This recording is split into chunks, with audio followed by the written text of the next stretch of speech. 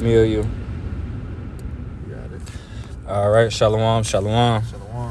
First and foremost, we'd like to give all praise, honor, and glory unto Yahweh, by Hashem, Yahweh Shai, by Hashem, Rakakodash. Double honor to the apostles and elders of Great Millstone who taught us truth and who rule well. A mighty shalom to the believers out there, in the four corners of the earth, who's being obedient, to the best of their ability, and hopefully, doing the best they can. So, for this lesson, we're gonna go into this pretty much after camp lesson. Going into how the kingdom of heaven is gonna be, So we're gonna keep it basic, starting it with Psalms 126. This is Psalms 126 and verse 1. It says a song of degrees. When the Lord turned again the captivity of Zion, we were like them that dream. Then our mouth filled with laughter, and our tongue with singing. Then said they among the heathen, the Lord have done great things for them. So this is when we get that glory. You know what I'm saying? When the Lord delivers His elect, we're gonna be essentially just ecstatic to be delivered. We're gonna be giving praise unto the Lord, singing. And then the heathen, they're gonna, because the world is still gonna be happening, so to speak, when the Lord returns. Yep. Contrary to popular belief, people think that the world is going to be destroyed. Yeah, completely destroyed. Yeah, apocalyptic scenario to where, the sun blows up. All that BS. But no, the heathen are still going to be around. They're just going to be living their everyday, regular lives. You know what I'm saying? Chipped up. Yeah, they're going to be chipped up. Yeah, definitely going to be something chipped up for sure. But they're gonna realize that they're gonna realize who the Israelites are, and you say were, but really are, and that the Lord is only for us. I wanted to get this. I'm gonna get in the NLT, the first verse. It made me think about something. It says, "When the Lord brought back His exiles to Jerusalem." So who got exiled from Jerusalem? Who got displaced into the four corners of the earth? It was only one nation of people, and that was the Negroes, Latinos, and Native Americans. And then the heading in the NLT, it says a song for pilgrims ascending to Jerusalem.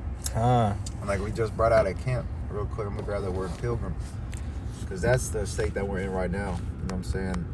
Being in our captivity, wherever we are, throughout the four corners of the earth. Pilgrim, it says in the Edamon Online from the 1200, pilgrim, a person traveling to a holy place as a penance or to discharge some vow or religious obligation. Being that daily living sacrifice. And that vow, we vowed unto the Lord, essentially coming into this truth, giving our life in serving Yahweh Bashem Yahweh Shai unto death. It says, or seeking some miracle or spiritual benefit. Right. And what are we seeking for? The kingdom of heaven, salvation, deliverance.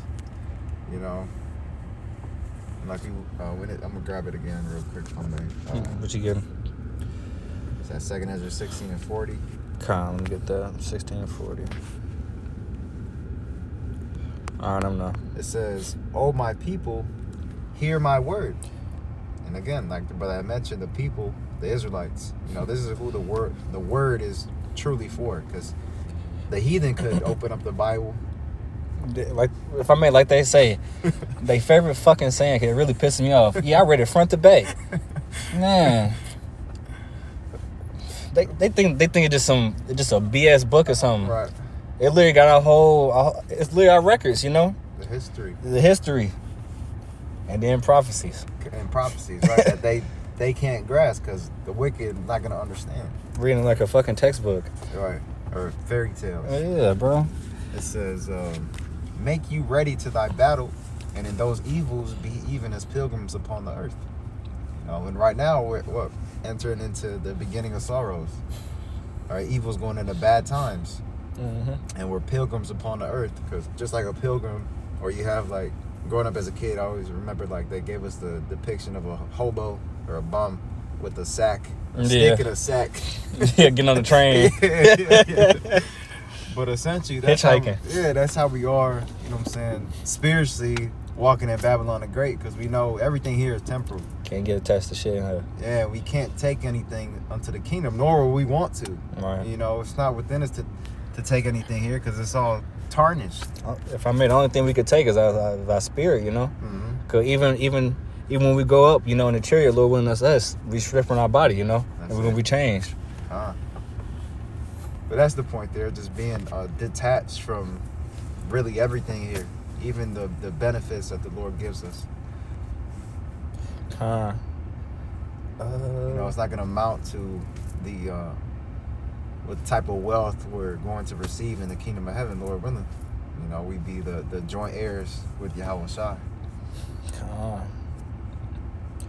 I could go back in that Psalms 126.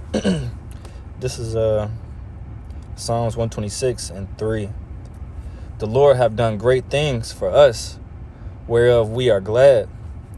Turn again our captivity, O Lord, as the streams in the south. Read that. So I'm gonna read the NLT. It reads better. It says Psalms 126:4. Restore our fortunes, Lord, as streams renew the desert. So damn. Clear as day. Verse 5 back in the KJV. They that sow in tears shall reap in joy. Yeah, you know, 'cause our people are lowly, you know. There ain't shit going on for us here, you know.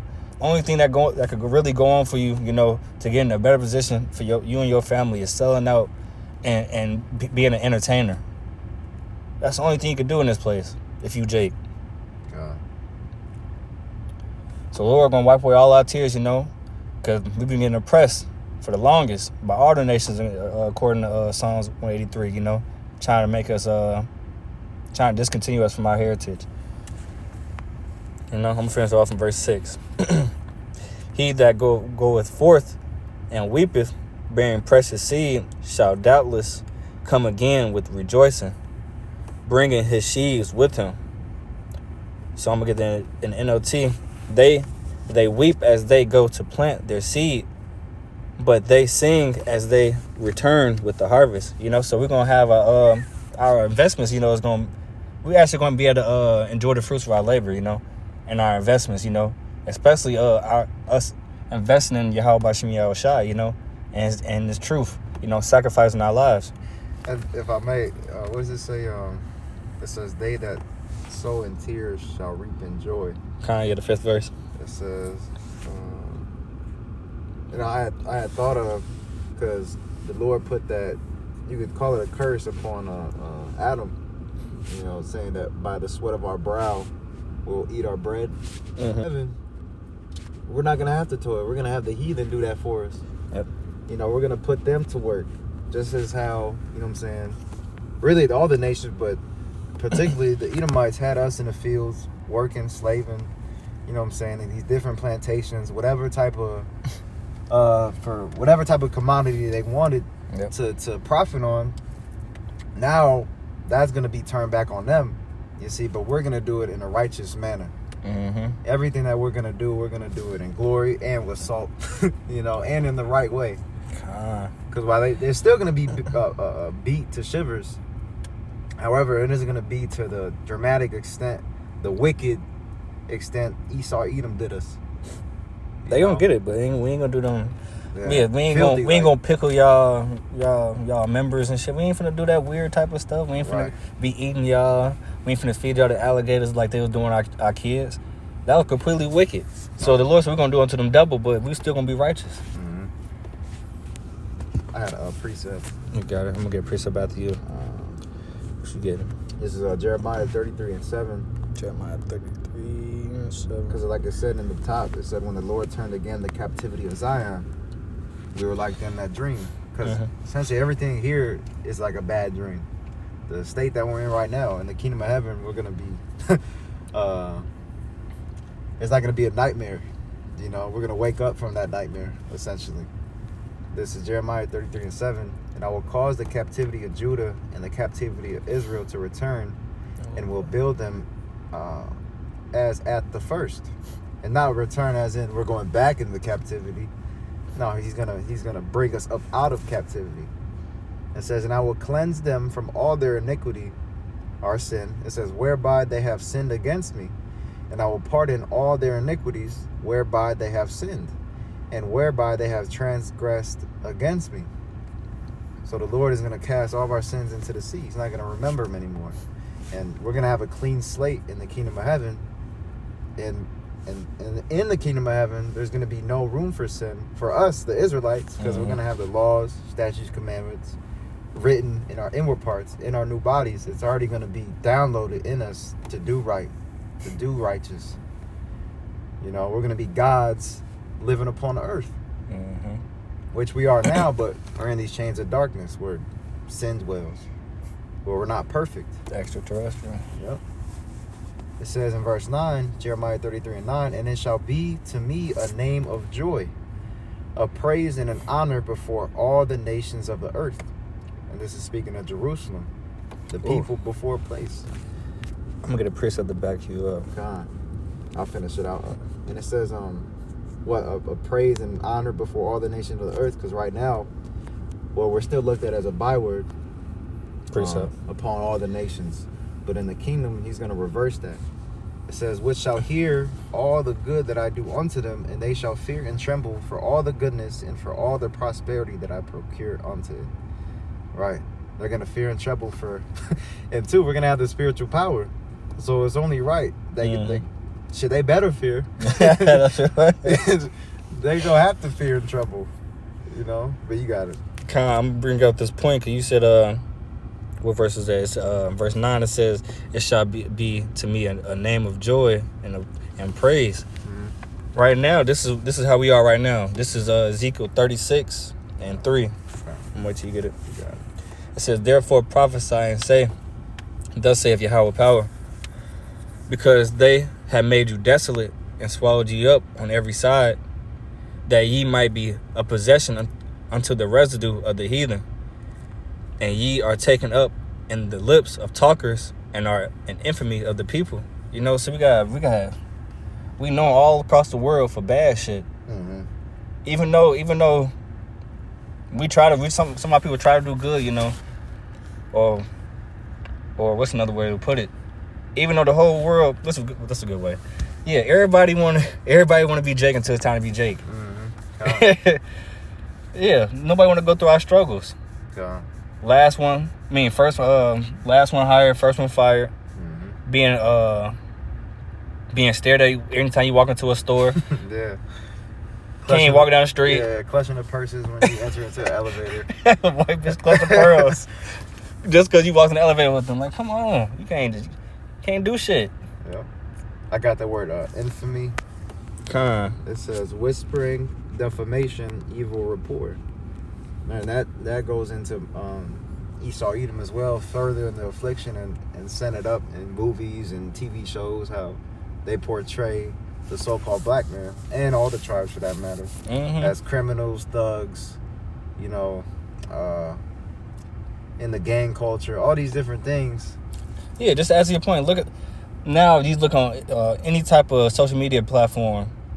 You post a picture or you talk about any type of Latino or any of the tribes, they gonna automatically assume that they illegal. Right.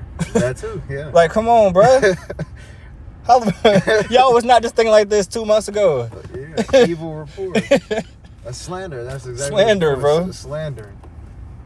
But it's cool. It's cool. I'm gonna get one more precept to end it off, unless you got something. Oh, you got it. I'm gonna get that Romans 8:18. I'm gonna start at verse 16. This is Romans 8, starting verse 16. The Spirit itself bear witness with our spirit that we are the children of the Most High. And if children, then heirs of the Most High, and joint heirs with Hamashiach. Where was that at? Romans 8:16. Oh, 16. Salaki. Well, I'm at 17 now, Salaki. Continue on to verse 17. If so, be that we suffer with him, that we may be that we may also glorify together, you know. So that was part of the pact that Yahweh gave with us, you know. When he fully be glorified, you know, when he come back to save us, you know, He gonna glorify us as well. You know, we're gonna be joint heirs with him. You know. But this is the point I wanted to get in verse 18. It says, "For I reckon that the sufferings of this present time are not worthy to be compared with the glory which shall be revealed in us." So at the end of the day, we shouldn't be complaining about all the things that we go through, because at the end of the day, we know what's to come. You know, that goes with faith. You know, we know what's to come. We know what the Lord promised us if we keep on doing the things that we're supposed to do. You know, and that's why I also like in the book of Sirach, the 2nd chapter, I think it's the 3rd verse. It was like whatever be brought upon you. Mm-hmm. I'm just gonna get it right cheerfully. now. Yeah, take it cheerfully. I'm gonna get it right now. This is the book of Sirach 2 and 4. It says, "Whatsoever is brought upon thee, take cheerfully, and be patient when thou art changed to a low estate." You know, so at this moment in time right now, all of our people is in a low estate, you know? But this is talking about, specifically talking about his elect, you know?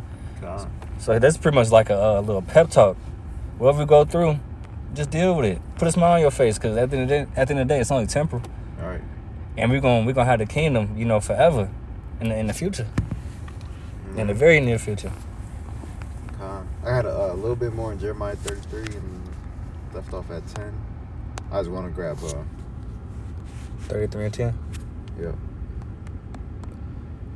All right, I'm now. This is Jeremiah 33 and 10. It says, "Thus saith the Lord, again there shall be heard in this place, which ye say shall be desolate without man and without beast, even in the cities of Judah and in the streets of Jerusalem that are desolate without man and without inhabitant and without beast, the voice of joy and the voice of gladness, the voice of the bridegroom and the voice of the bride." Right, so the Lord will be back in his land as well as his people, you know, and the voice of joy, voice of gladness, because it's going to be essentially pure joy. Like you said earlier, that field day. Yeah, God. Eternal field day for the elect, you know, and the rest of Israel, you know, once they get brought through the loins of the elect. God, in Jerusalem, you Yep. know, Jerusalem, which means a teaching of peace, you know. That's the thing, man. We're going to have pure peace in the kingdom. It says, "The voice of them that shall say, praise the Lord of hosts. For the Lord Yahweh is good, for his mercy endureth forever.